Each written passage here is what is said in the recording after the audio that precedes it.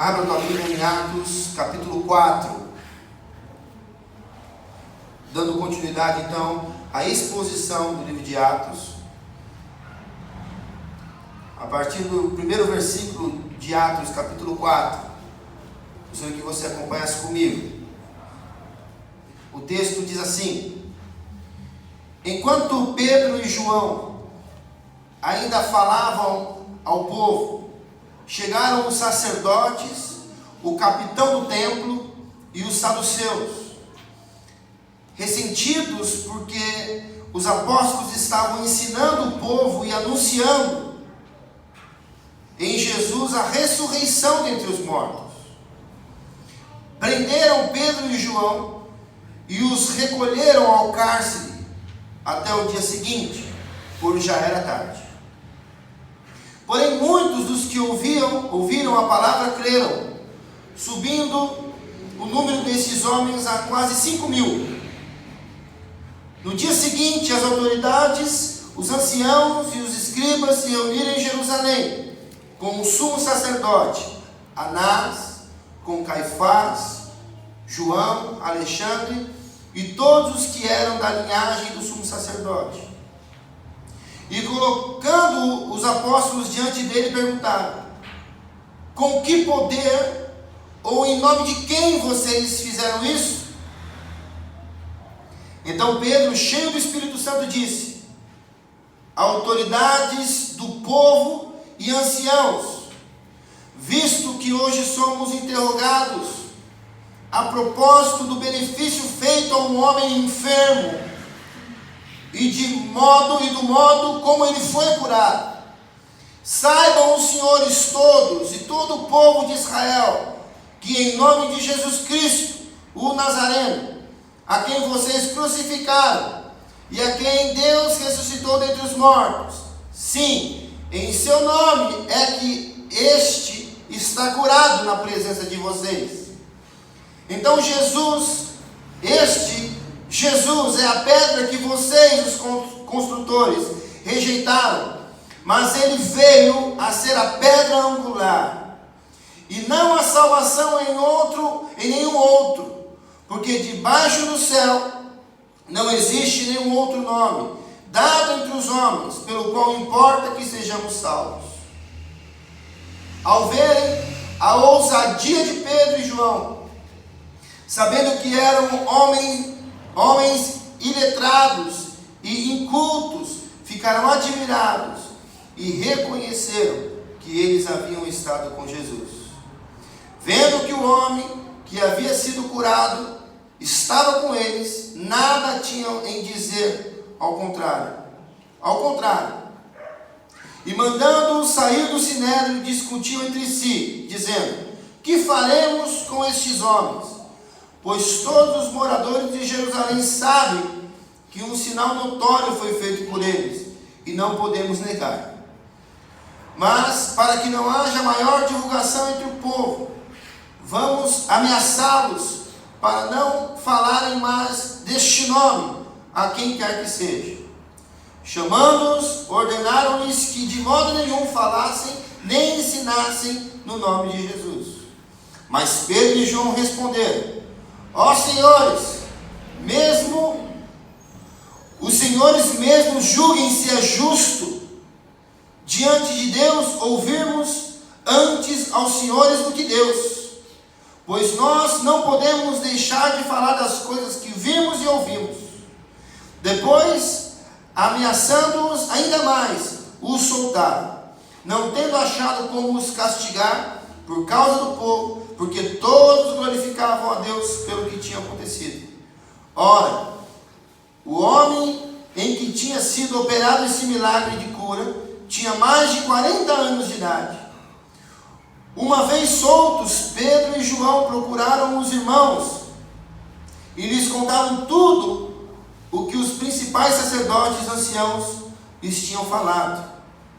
Ouvindo isso, unânimes, levantaram a voz a Deus e disseram: tu, soberano Senhor, fizeste o céu, a terra, o mar e tudo o que neles há.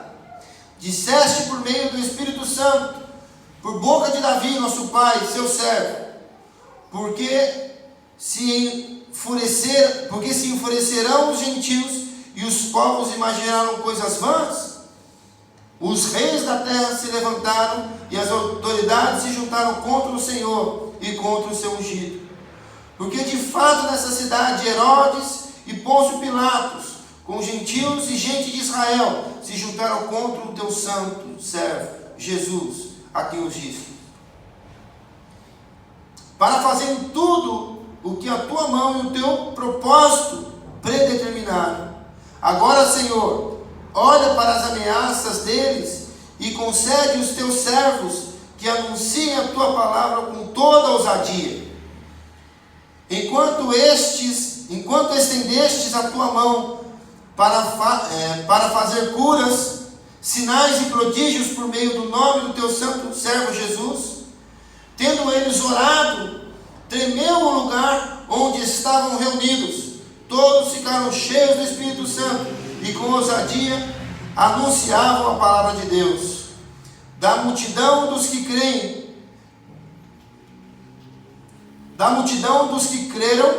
era um o coração e a alma. Ninguém considerava exclusivamente sua nenhuma das coisas que possuía. Tudo, porém, lhes era comum. Com grande poder os apóstolos davam testemunho da ressurreição do Senhor Jesus Cristo.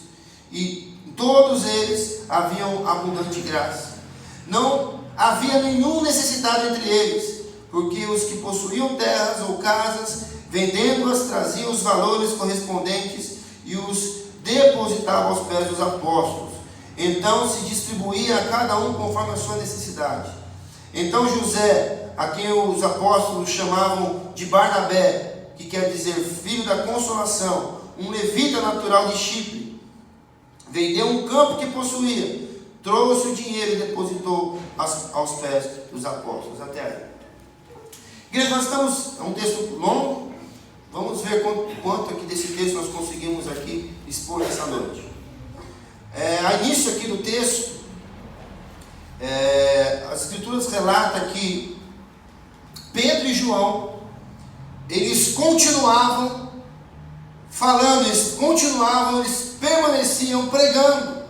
Então nós observamos no domingo passado, ainda na exposição de Atos capítulo 3, que Pedro, ele encontra o aleijado na porta formosa, na porta do templo, chamada Formosa. E este camarada pedia esmola, pedia uma esmola a Pedro e João. E Pedro e João então olham para aquele homem e diz, olha para mim, foca em mim aqui, olha para mim. E dentre outras coisas ele disse: eu não tenho prata, não tenho ouro, mas o que eu tenho eu te dou, levanta e anda. E nós tratamos aqui a questão que ele pega ali aquele aleijado de nascença, pela mão direita levanta aquele homem, que nós apontamos aqui que é uma característica da forma que Deus trata o seu povo, que eu sou o Senhor teu Deus, que te tomo pela tua mão direita e te digo: não temas, porque eu te ajudo. Enfim, e este homem, ele salta, ele dá um pulo, e sai correndo para dentro do templo. E ele entra dentro do templo testemunhando, ele entra dentro do templo alegre, contente pela dádiva que ele recebeu. Enfim, nós percorremos então o capítulo, não vou pregar o capítulo 3 de novo aqui, que já foi no domingo passado. Se você não ouviu, procura lá nas mídias da igreja que tem o capítulo 3. Tá? Então, e neste tempo, entre o capítulo 3 e o capítulo 4 ser escrito, ser relatado, o texto do capítulo 4 vai falar que Pedro e João, ele continua no templo e continua falando. Se a gente poder dar uma olhada no texto aqui, de uma forma bem clara, o texto do capítulo 3 vai falar que eles estavam indo para a oração da tarde. Em alguma Bíblia aí no capítulo 3 vai estar tratando a hora nona, que nós sabemos que é às 3 horas da tarde. Então, e nós percebemos que o texto aqui do capítulo 4 vai falar que já era tarde e eles ficaram presos. Então esses camaradas chegaram 3 horas da tarde no templo. Eles oraram por aquele homem Deus, através da vida deles, operou um milagre ali, e ele continuou até altas horas da madrugada dentro do templo, e pregando, e falando, e ensinando. Então o primeiro versículo aqui do capítulo 4 vai falar que Pedro e João ainda falando ao povo, Pedro e João ainda insistindo, falando a respeito da obra de Jesus Cristo. Aí o que acontece? A Bíblia vai falar no capítulo 3 ainda que aquele homem que era coxo de nascença, ele fez festa, ele se alegrou, ele pulava, ele falava em alta voz, ele gritava. Imagina esse camarada pulando lá no templo, testemunhando a respeito, né, do que Deus havia feito na vida dele. E aquele negócio acabou contagiando todo mundo, aquela alegria acabou passando para todos os demais, para todas as demais pessoas que estavam naquele lugar. E creio eu que aquele alvoroço, aquela muvuca de pessoas, aquele barulho, aquela festa, chegou até os ouvidos dos sacerdotes. Então, a gente vai entender aqui no primeiro versículo que quando ele fala que chegaram os sacerdotes, o capitão do templo e os saduceus, os camaradas ouviram, ouviram falar a respeito do que estava acontecendo. Como eu disse aqui, o templo não era uma igreja do tamanho da nossa. Nós estamos falando de um espaço imenso, de um lugar onde existem até pessoas que comparam a alguns maracanãs. É muito grande. E então você imagina tanto que vai falar também o texto aqui que depois eram 3.000 pessoas e agora são 5.000 pessoas que recebem a Deus, recebem a Cristo, que creem na pregação do Evangelho. Então é um espaço muito grande. E esses sacerdotes então ouvem o que está acontecendo e vai lá conversar, tirar algumas satisfações com os apóstolos, com Pedro e com João. Então, o versículo 2 fala aqui, os sacerdotes, capítulo 1 ainda fala, os sacerdotes, o capitão do templo e os saduceus. No versículo 2, eles ressentidos, porque os apóstolos estavam ensinando o povo e anunciando em Jesus a ressurreição dentre os mortos. Essa expressão ressentido, tem alguma versão que é diferente aí? Versículo 2? Doendo-se? Doendo-se. Se fosse no dia a dia, se fosse no nosso dia, hoje estava falando assim, eles estavam se mordendo. Os caras estavam injuriados. Eles estavam muito injuriados. Estavam perturbados, enciumados, indignados. Por quê? Porque existiam 2 homens ali, pregando, falando, anunciando que Jesus ressuscitou dentre os mortos. Provavelmente aqueles homens estavam dizendo o seguinte: certa vez Jesus estava andando pela cidade e ele ficou sabendo que o seu amigo Lázaro havia morrido. E a sua irmã estava desesperada, porque Jesus, ele chegou atrasado, porque ele foi acionado para estar ali com Lázaro antes mesmo dele morrer. E Jesus chegou, Lázaro estava morto. E Jesus, ele dá ordem a Lázaro para que Lázaro saísse da sepultura. E a Bíblia diz que aqueles homens que não haviam crido nele anteriormente, vendo agora Lázaro, parecendo uma múmia saindo da sepultura, já fedendo, esses homens passaram a crer em Jesus. E Jesus faz uma declaração que eu tenho certeza que ecoa na mente, nos ouvidos dos apóstolos. Quando Jesus diz que aquele que crê em mim, ainda que esteja morto, viverá.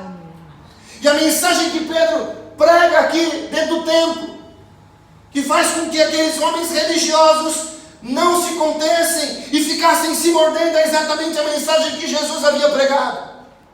Que aquele que crê, ainda que venha morrer, ele irá viver.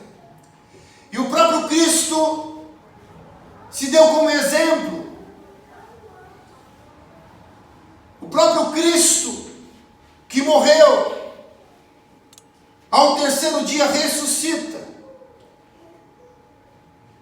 E a mensagem que Pedro foca, a mensagem que Pedro enfatiza, a mensagem que Pedro anuncia no meio daquela multidão de pessoas é: o Deus ao qual vocês servem, Ele enviou o seu único Filho, Ele enviou o seu Filho, o Messias, o ungido de Deus, e Ele esteve entre nós, Ele esteve aqui, caminhou conosco.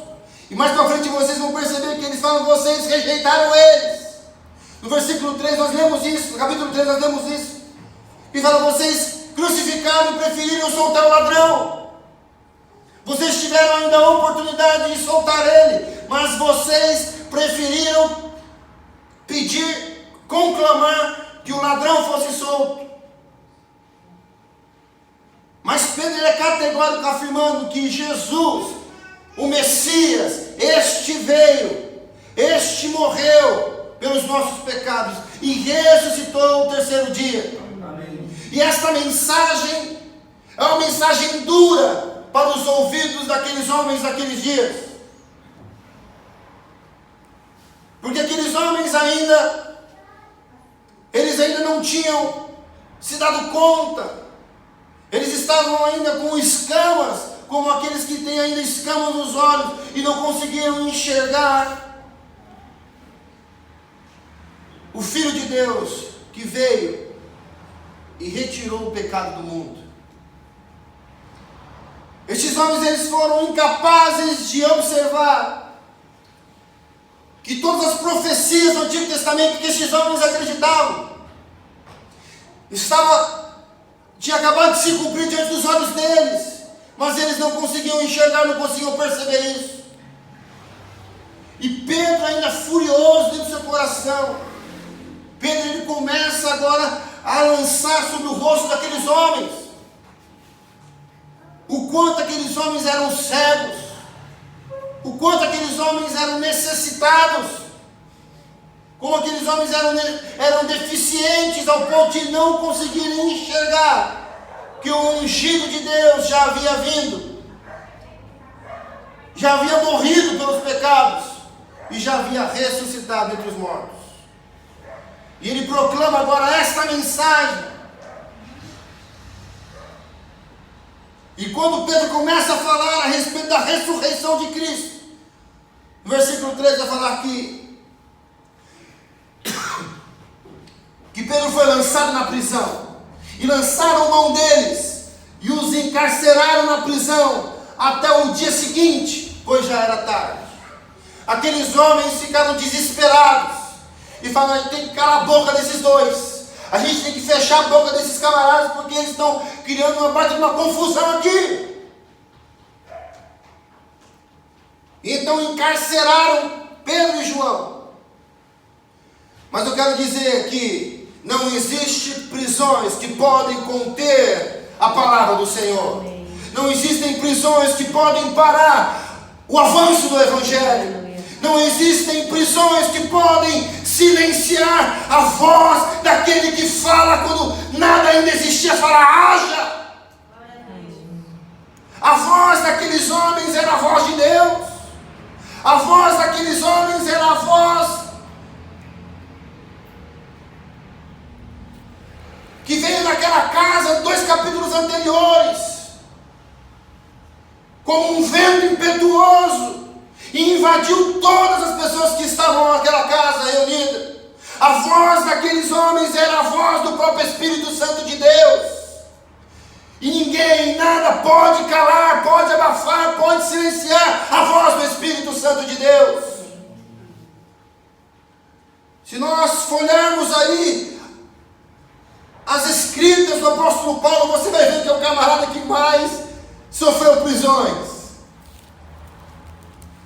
E sem dúvida nenhuma, a maior parte das suas cartas foram escritas quando? Quando ele estava preso.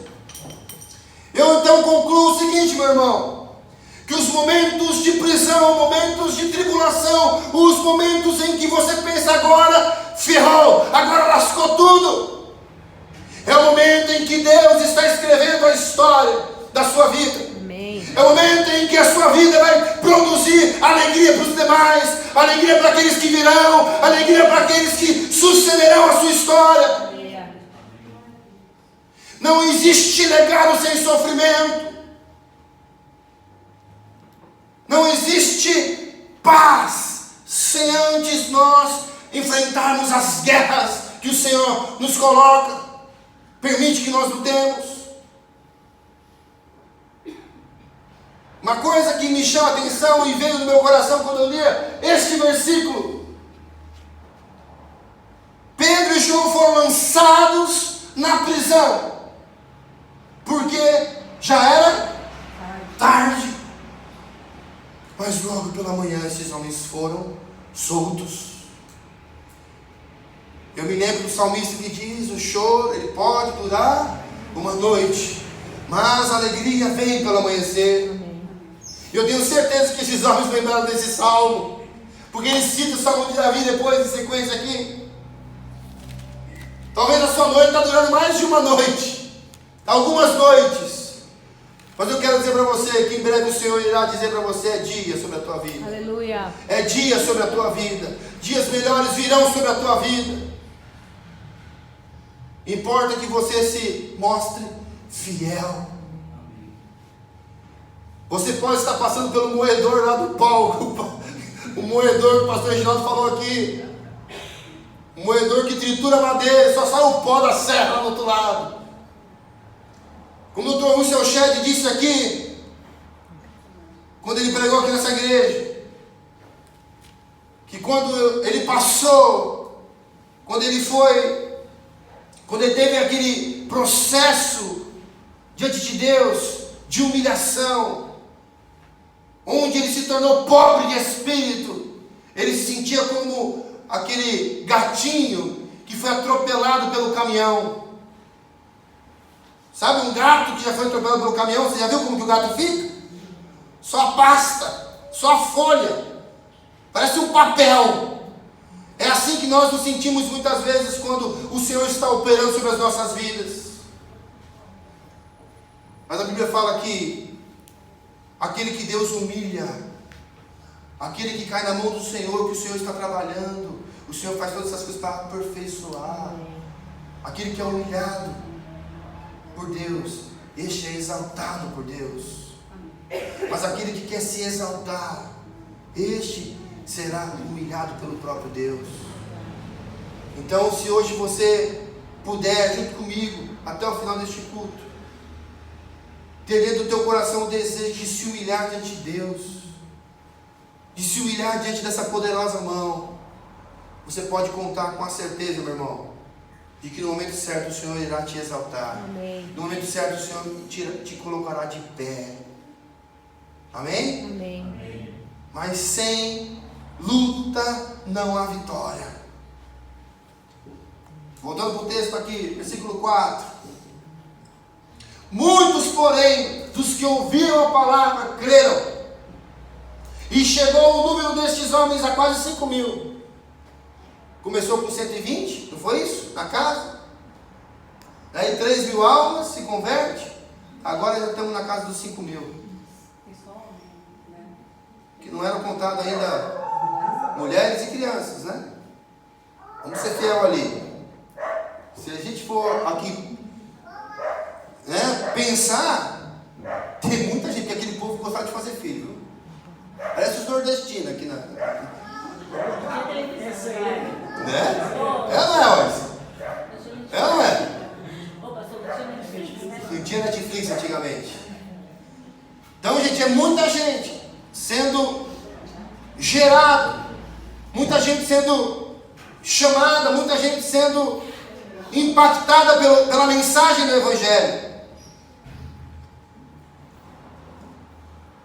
Resista, resista. Olha a importância de você resistir. Frutos virão. Amém, igreja? Amém. Você colherá frutos. Amém.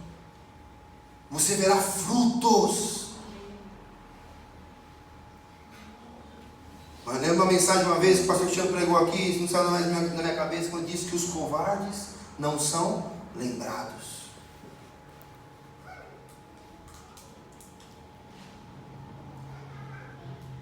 quantos espias foram enviados para Canaã? Quantos espias? Quantos, igreja? 10.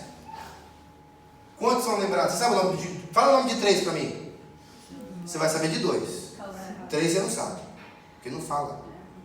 A gente só vai lembrar de 2 que foram os 2 que foram corajosos, Josué e Caleb. Porque os covardes não são lembrados. Os outros 8 que voltaram, falando que tinha gigante, que o negócio era um pandemônio, o negócio lá era difícil, não dava, impossível. Não é lembrado na história. Mas Josué e Caleb são lembrados. Olha a importância da persistência. Por causa da persistência destes homens, o Evangelho, ele avança. Amém? Próximo aí. E aconteceu no dia seguinte, reuniram-se em Jerusalém os seus principais, os anciãos, os escribas, e Anás, e o sumo sacerdote, Caifás, que é genro de Anás, João e Alexandre, e todos quanto haviam na linhagem do sumo sacerdote. E pondo-se no meio, perguntaram: com que poder ou em nome de quem fizestes isso? Esses camaradas, eles fizeram a pior pergunta que eles poderiam ter feito no meio daquele povo. Era melhor eles terem ficado quietos. Porque sabe o que eles fizeram? Eles mexeram com Pedro de novo, eles mexeram com João de novo. João e Pedro tinham ficado quietos naquele momento, escutando o que eles estavam falando. E eles foram cutucar. Em nome de quem que vocês estão fazendo isso? Através do que vocês fazem isso? Isso o quê? Do que ele está falando, gente? Dos milagres. Do coxo que ficou 40 e poucos anos lá na porta do templo. E agora o coxo dançando, pulando no meio dele. E os camaradas falando: como vocês conseguiram fazer isso? Em nome de quem que vocês fazem isso? Aí Pedro poderia responder: em nome de Jesus, que Jesus é bom, o diabo não presta. Pedro não. Pedro falou: esses camaradas não entenderam, eles vão ter que entender de novo. Próximo aí. Olha o que Pedro fala para ele. Então Pedro, cheio do Espírito Santo. A gente quer lutar, a gente quer discutir, a gente quer falar as coisas pelo nosso ímpeto, né? Da nossa maneira, do nosso jeito, do nosso jeitão. Eu fui chamado de Pedro por muito tempo, né, pastor? As pessoas falavam: Pedrão é ignorante. Eu falo: agora me chama de Pedro agora, aqui, ó. Ninguém me chama de Pedro agora, né? Estou falando de um Pedro cheio do Espírito Santo. Um camarada que abre a boca com autoridade, com intrepidez. Um camarada que abre a boca e fala: segura agora. Porque o que vem da minha boca agora vem do céu, vem da eternidade. Eu não falo mais das coisas deste mundo, eu não falo das coisas deste mundo, desse século, mas a pessoa que é cheia do Espírito Santo, ele fala das coisas concernentes à eternidade. Amém. E olha o que Pedro fala: principais do povo, autoridade, vocês todos as autoridades que estão aí me vendo, e vós, anciãos de Israel, visto que hoje somos interrogados acerca do benefício feito a um homem enfermo e do modo como ele foi curado, seja de vós todos, seja conhecido de vós todos e de todo o povo de Israel, que em nome de Jesus Cristo Nazareno, aquele a quem vós crucificastes, aquele que vocês mandaram prender, aquele que vocês deram risada, zombaram. Vocês lembram que os sumos sacerdotes, os fariseus, os saduceus, todos eles estavam ali aplaudindo a crucificação. Por quê? Porque eles acreditavam que Jesus era um Zé qualquer, um Zé Ruela lá que tinha se levantado, falando que eu vim do céu, meu pai, eu e o pai somos um, quem vem a mim vê o pai. Os caras blasfemo. Eles não creram em Jesus Cristo. E Pedro está falando, sabe aquele camarada que vocês deram risada na cara deles? Que quando lá o soldado romano deu vinagre, enfiou vinagre na boca dele, vocês riram, zombaram na cara dele. Pois é este homem.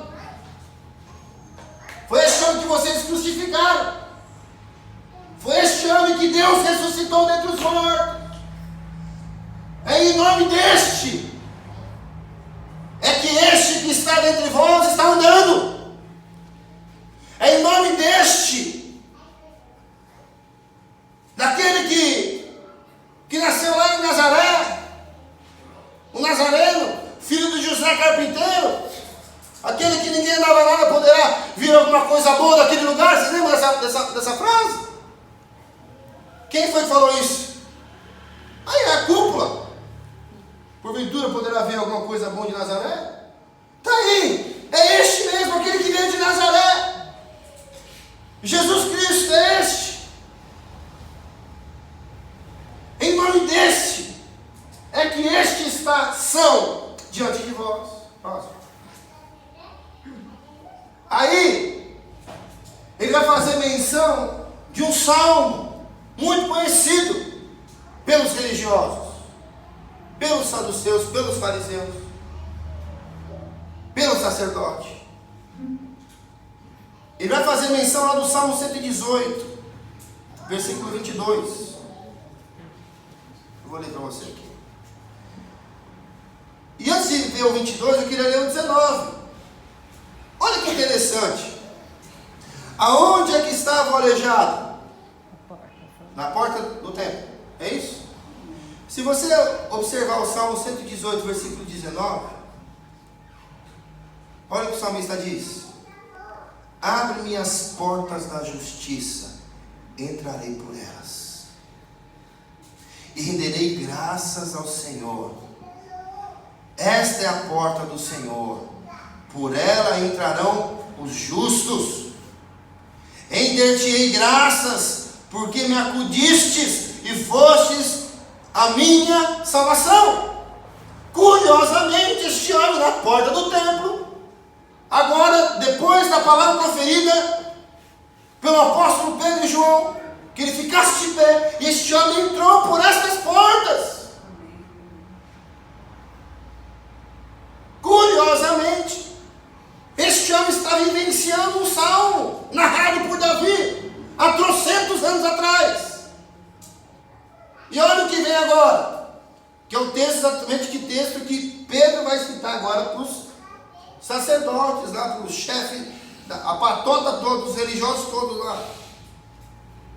Versículo 22, ele fala o seguinte: a pedra que os construtores rejeitaram, esta veio a ser a principal pedra angular. Isto procede do Senhor, e é maravilhoso aos vossos olhos. Este é o dia que o Senhor fez, regozijemo-nos e alegremo-nos nele. Sabe aquela pedra que vocês não quiseram usar, que vocês não quiseram utilizar, que os construtores não aceitaram? Pois é, a mensagem que ele está dizendo aqui, Pedro está dizendo o seguinte: ele era a pedra que Davi, o vosso pai, ele disse, Jesus era a pedra ao qual Davi se referia, que vocês rejeitaram.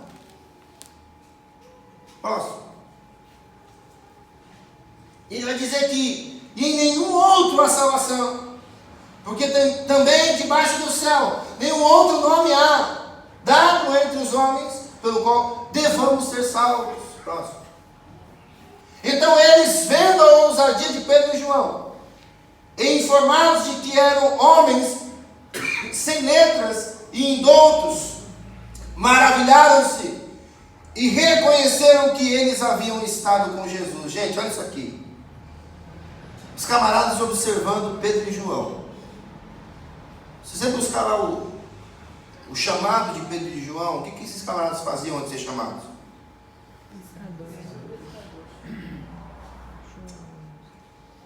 eram homens simples, homens que cuidavam das coisas do dia a dia, homens que pescavam, homens que, ao contrário do apóstolo Paulo, que era um camarada estudioso, um camarada atento a todas as informações, às leis, enfim. Pedro e João eram homens simples. E estes homens, observando, estes homens simples, foi mais um motivo para esses homens conseguirem enxergar o poder de Deus. Ou seja, eles falam assim: como é que camaradas iletrados, simples, semi-analfabetos, podem atrair tantas pessoas, podem dizer palavras que confundem até mesmo a gente? Então eles perceberam que Deus, segundo a sua grandeza, segundo a sua infinita misericórdia, Deus não tem problema em capacitar pessoas. Deus não tem problemas em fazer aquele que não era nada passar a ser. Entende? Pessoas que nunca teve a oportunidade de fazer uma faculdade, pessoas simples. E Deus está dizendo aqui que Deus, Ele usa pessoas simples. Que Deus faz de pessoas simples atalaias dele. Deus faz de pessoas simples profetas dele. Deus chama pessoas simples para ser representantes dele na terra. Porque Deus, Ele diz que Ele desfez a sua glória na pessoa de Jesus. Ele desfez a sua glória. Ele habitou entre nós, se fez pecador como nós. Nós temos um exemplo de um Cristo, de um Deus, na pessoa do Filho de Jesus Cristo, que foi um homem simples, considerado como homem de dor, homem de dores.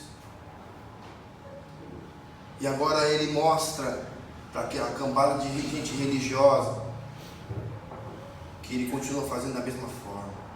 Ele continua chamando pessoas simples, capacitando essas pessoas e fazendo todos estarem diante, todos ficarem calados, perplexos, diante de tamanha sabedoria que o Senhor deposita em cima de pessoas simples.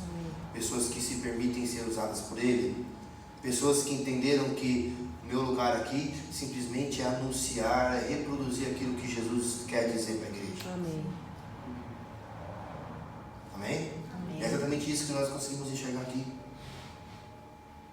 E eles, através da atitude deles, esses camaradas, eles perceberam, eles reconheceram que aqueles camaradas haviam estado com Jesus. Será que sem você falar, sem você estar lá de terno e gravata, as pessoas reconheceriam que você é alguém que caminhou com Jesus? Alguém que caminha com Jesus? Fica aí uma pergunta. O que tem saído da sua vida? O que tem saído da sua boca? O que tem saído dentro de você? Será que pessoas conseguem enxergar Jesus na sua vida?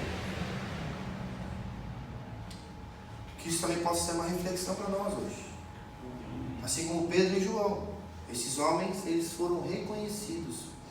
Tenho certeza. Percebe que antes, quando Pedro nega Jesus, tem algumas pessoas ali que falam: mas você também andava com Jesus, não é assim? E ele falou que não, parecido comigo, não. Aí ficou na dúvida e traiu. Agora Pedro não precisou falar absolutamente nada. As pessoas, pela atitude, pela vida, pela conduta, as pessoas falam: esse é o Pedro que caminhava com Jesus. Amém. Amém? Próximo. E vendo estar com eles o homem que fora curado, nada tinha que dizer em contrário. O camarada estava lá, Pedro e João, e do lado deles o milagre. Do lado deles o homem de pé, pulando, alegre, feliz, porque por 40 e poucos anos ele foi aleijado, não sabia o que era ficar de pé. O que eu concluo com isso aqui? Quando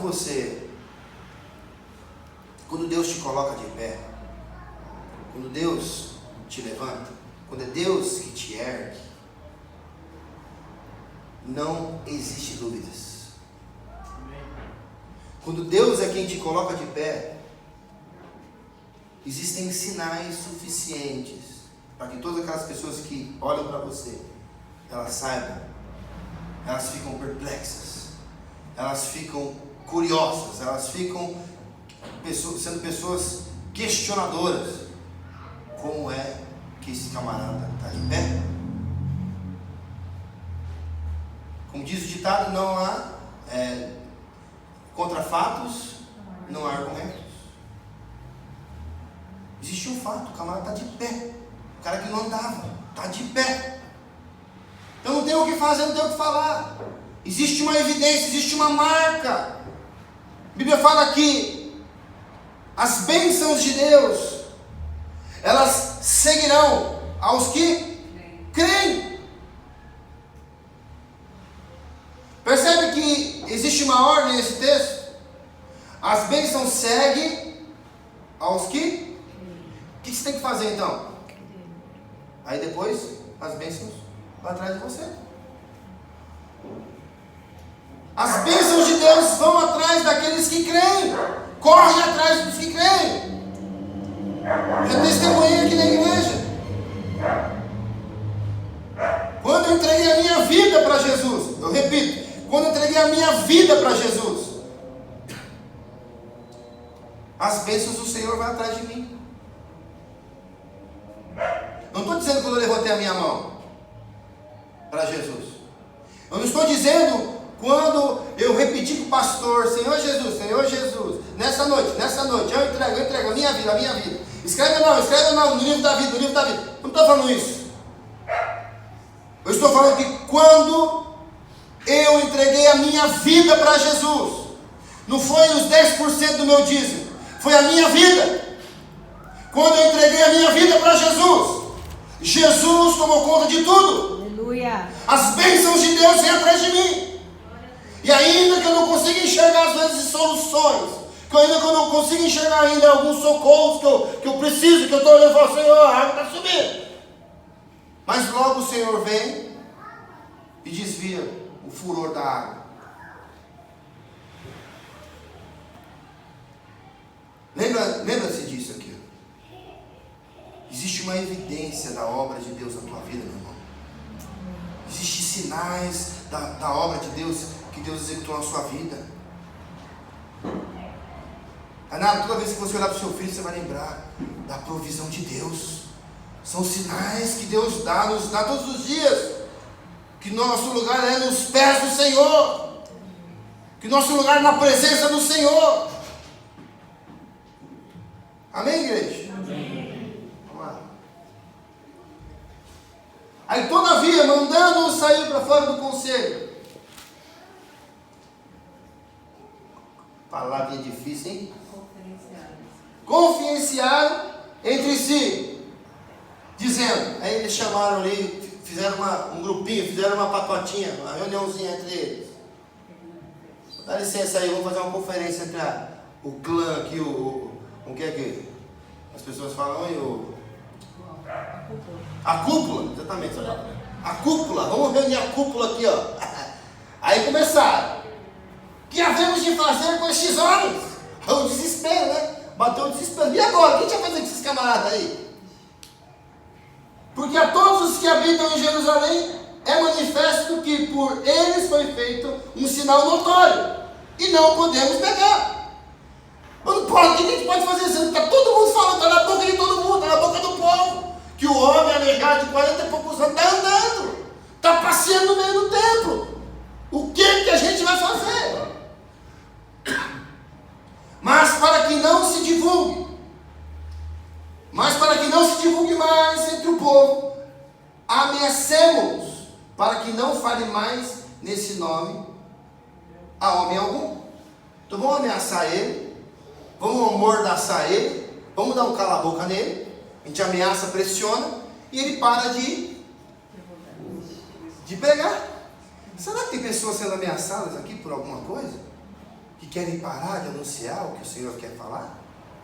Será que por medo alguém para de falar do amor de Deus? Para de falar das coisas que Deus tem para fazer? Será que por alguma circunstância, as tribulações, as lutas, não sei o que pode ser, esteja vindo para a tua vida de uma forma que você fala, meu, vou parar. Senão esse negócio vai me engolir. Vocês estão enxergando isso aqui no texto, gente? Vocês estão vendo isso aqui no texto? Será que esses camaradas estavam preparados mesmo para poder enfrentar agora as ameaças? Percebe que o negócio não é brincadeira? A cúpula resolveu o seguinte: vamos ameaçar eles, vamos colocar medo neles.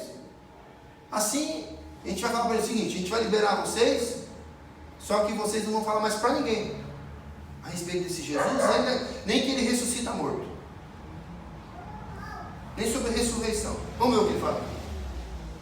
E chamando-os, disseram-lhes que absolutamente não falassem, nem ensinassem no nome de Jesus. Aí abriu a rodinha da cúpula e falou: Pedro e João, vem cá. A partir de agora vocês vão fazer o quê? Vocês não vão mais falar, nem ensinar para ninguém a respeito de Jesus. Próximo. Aí Pedro e João lhes disseram: julgai-vos se é justo diante de Deus ouvir-vos antes a vós do que a Deus. Próximo. Porque não podemos deixar de falar do que temos visto e ouvido. Pedro está falando assim: vocês acham que eu vou agradar vocês e vou desagradar a Deus? Você acha que para agradar vocês eu vou desagradar o meu Deus? Você está achando mesmo que você me ameaçando, eu vou deixar de fazer aquilo que Deus quer que eu faça? Você está achando que eu vou deixar de fazer a vontade do meu Deus para fazer a sua vontade por causa de uma ameaça? E é impossível eu deixar de falar aquilo que eu tenho visto, aquilo que eu tenho ouvido. Pedro está dizendo, para resumir aqui esse papo de Pedro, Pedro está falando o seguinte: eu ouvi tantas coisas do Senhor, eu vi tantas coisas do Senhor, é impossível eu deixar de falar sobre as coisas que eu ouvi e que eu vi.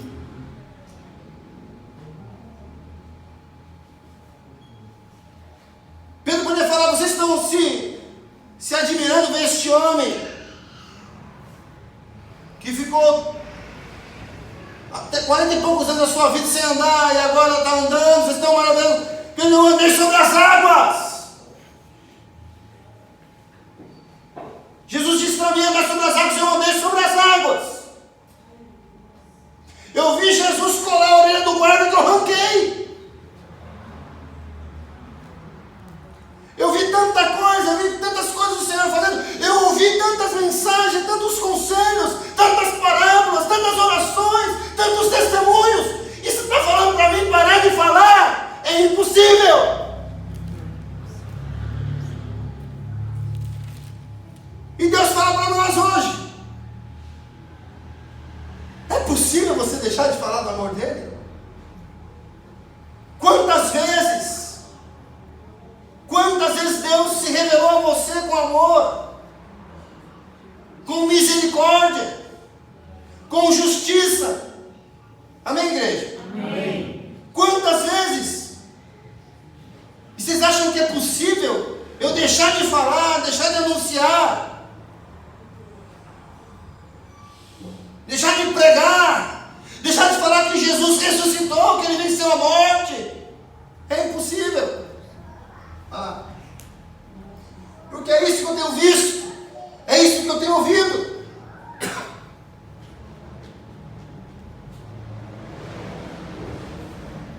Mas eles ainda os ameaçaram. Eles ainda continuaram ameaçando eles, não achando motivo para os castigar, deixaram-os ir por causa do povo, porque todos glorificavam a Deus pelo que aconteceram. Você percebe que essa pressão, essa opressão, isso aí tem um tempo de validade. Amém? Isso vai embora, isso passa. Isso é só para te amedrontar, isso é para tentar paralisar você. Mas espere em nome de Jesus, que a glória do Senhor, a Bíblia, o apóstolo Paulo fala que a glória do Senhor não se compara às tribulações. 2 Coríntios capítulo 4, versículo 17. Porque a nossa leve e momentânea tribulação produz para nós o eterno peso de glória, atentando nós para as coisas que não se veem, porque essas são eternas. Porque as que se veem são temporárias. Se você parar e olhar, parar para ficar observando as coisas que estão te afligindo, você já está parado, você já parou para olhar. Mas o que você tem que estar no teu coração, na tua mente é: aquilo que está por vir, aquilo que está por se revelar é muito maior, amém, é incomparável daquilo que está acontecendo na minha amém. Vida hoje. Amém. Amém? É incomparável. Posso?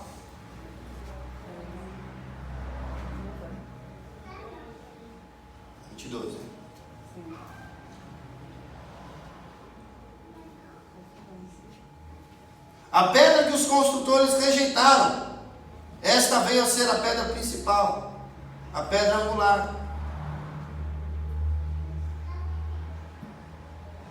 Atos 4, 22. Eu estou no Salmo aqui, 22. Desculpa aí. Fui lá para Salmo. 4, 22.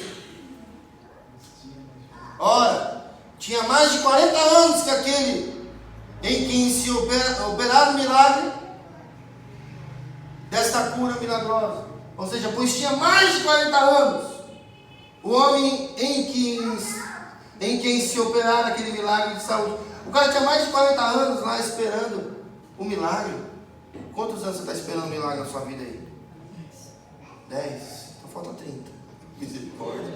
Vai acontecer antes. Em nome de Jesus. Está conversando ontem com a Adri, falando um pouquinho com a Ju também sobre isso ontem. Deus é tão cuidadoso de falar, de relatar homens, pessoas que sofreram durante 300 anos, 30 anos, 20 anos, 40 anos. Sara esperou quanto tempo para ter Isaac? Promessa de Deus, esperou quanto tempo? Deus, ele é tão, amoroso, que ele relata a quantidade de anos que esses homens esperam. Para quê? Para que você tenha esperança. Que assim como esses homens perseveram, Deus um dia, encontrou graça. Deus um dia se deparou com essa situação e Deus mudou a situação. Amém. E Deus pode fazer isso em qualquer momento. Amém. Amém. Então venha, igual eu falei na semana passada. Talvez você seja aquele coxo que está 40 e poucos anos na porta da igreja, e se precisa só de alguém que te traga aqui, nem que você seja arrastado, mas venha. Continuem. Amém? Amém. Continuem, próximo. E soltos eles foram para os seus, e contaram tudo o que lhes disseram os principais, os sacerdotes e os anciãos.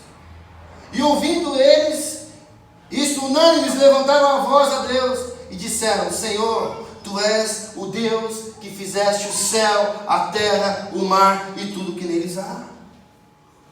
Próximo. Que disseste pela boca de Davi, teu servo: porque bramam os gentios, e os povos dispersaram, e os povos pensaram coisas vãs.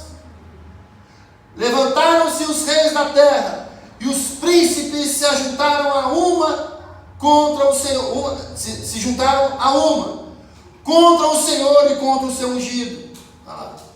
Porque verdadeiramente contra teu santo Filho Jesus, que tu ungistes, se ajuntaram não só Herodes, mas Pôncio Pilatos, com os gentios e os povos de Israel. Todo mundo se levantou contra. Todo mundo se levantou contra o Filho de Deus, para fazerem tudo o que a tua mão e o teu conselho tinham anteriormente determinado que se havia de fazer. Agora, pois, ó Senhor, olha para as suas ameaças e concede aos seus servos que falem com toda a ousadia a sua palavra, enquanto estendestes a mão para curar, e para que se façam sinais e prodígios pelo nome do seu santo Filho Jesus. O que ele está dizendo aqui? Existe um momento em que Deus ele se levanta, igreja. Existe um momento em que Deus ele se levanta através do clamor do seu povo. Existe um momento em que o seu povo se levanta em clamor ao Senhor, clama pelo Senhor. Eu lembro do texto que diz que o profeta diz ao Senhor: Senhor, lembra, Senhor, que o Senhor jurou o teu amor. Lembra, Senhor, que o Senhor jurou um pacto. O Senhor fez um pacto com essa nação, com este povo. Se levanta em nosso favor, Senhor.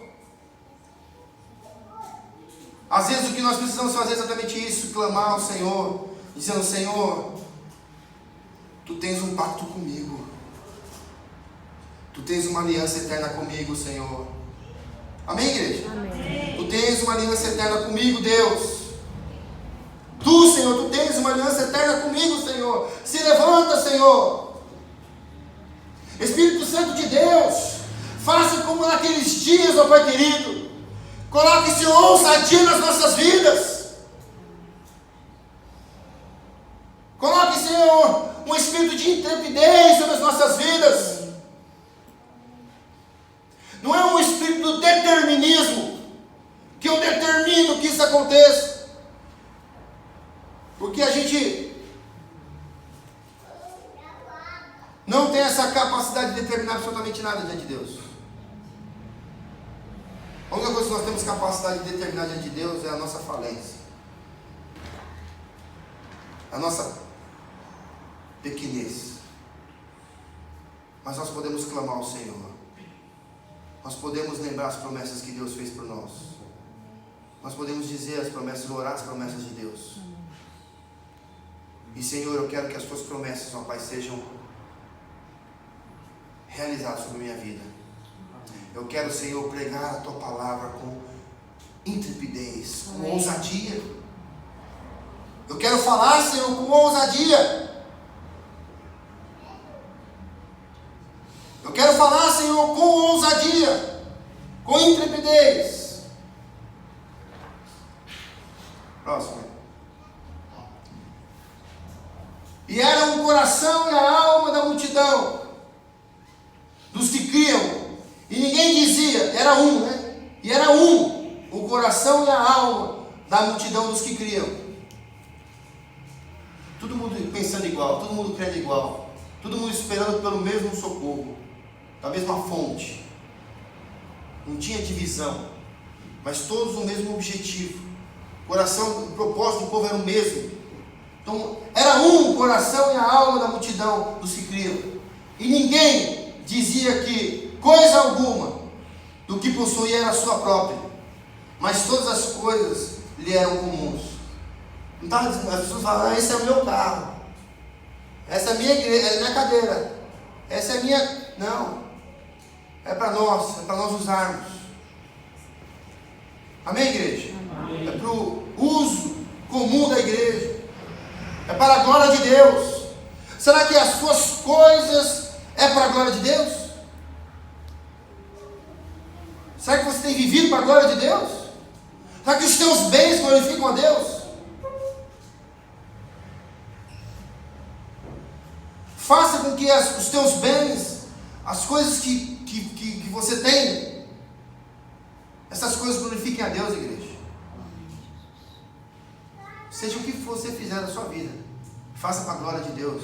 Faça Deus ser glorificado através dessas coisas. Próximo, eu quero acabar esse capítulo. Não havia, pois, entre eles necessitado algum, porque todos os que possuíam herdades ou casas, vendendo-as, traziam a preço do que fora vendido e o depositavam aos pés dos apóstolos. Os camaradas chegaram ao ponto, igreja, de se fazerem todos os seus bens, para que aquelas pessoas que não tinham absolutamente nada, elas pudessem ter alguma coisa.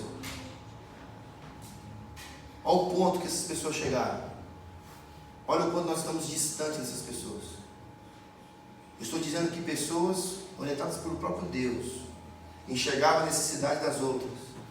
Essas pessoas abriam mão daquilo que elas tinham, dividiam, repartiam, para que aquelas outras pessoas pudessem também usufruir das bênçãos de Deus. E não havia necessidade no meio da igreja. Como eu digo sempre aqui, crente dessa igreja não passa fome. Crente desse lugar aqui, o camarada que está aqui nessa igreja aqui, não passa fome. Amém? Amém. Comida não falta na casa de ninguém aqui nessa igreja. Só se você quiser ficar com fome. Nós temos feito um trabalho aqui para não faltar comida na tua casa, nem na tua vida espiritual, nem no teu alimento físico. Amém? Amém. Próximo. E repartiam-se a cada um, segundo a necessidade que cada um tinha. Então José, essa versãozinha aqui, falar para você, né? Cognominado, que está ruim aqui para mim ler, gente. Pelos apóstolos, Barnabé, que traduzido é filho da consolação, levita, natural de Chipre, possuindo uma herdade, uma herança, vendeu e a trouxe o preço e o depositou aos pés dos apóstolos. Assim. O camarada que tinha, o que ele tinha, ele passou. Quem lembra de Barnabé aqui? E logo na sequência nós vamos ver também Barnabé, quando ele se junta com o apóstolo Paulo. Enfim, nós vamos ver muitas ações, muitas coisas que Deus faz na vida de Barnabé. Ele tinha um campo, ele vendeu este campo que ele tinha, pegou o valor desse campo que ele arrecadou e depositou aos pés dos apóstolos. Gente, eu não vou fazer aqui a noite do sacrifício. Traga a chave do teu carro aqui, para a gente vender o teu carro e comprar comida para os pobres, porque eu não creio que é isso que Deus está dizendo para nós nessa noite. Mas eu quero pedir para você hoje, para você vir aqui hoje, em nome do Senhor, e trazer aquilo que tem mais custado dentro de você, aquilo que tem trazido mais aflição dentro da tua vida, e você deposite hoje aqui diante do Senhor. Amém? Que você lance hoje diante do Senhor aquilo que tem afligido a tua vida, aquilo que tem afligido a tua alma. Lance hoje aqui diante do Senhor aquilo que tem, tirado o teu sono, aquilo que tem tirado a tua paz. Em nome de Jesus. Eu creio que o Senhor irá enxergá-lo nessa noite. Porque nós não temos que ter nenhuma preocupação nas nossas vidas. Nenhuma. Conhecendo o Deus que nós servimos, nós não temos que ter nenhuma, sequer, incredulidade nas nossas vidas. Nenhuma área das nossas vidas deve estar, incrédula diante desse Deus grandioso que nós servimos. Um Deus que coloca o Espírito Santo dele dentro das nossas vidas, no meio do seu povo, para nos fortalecer.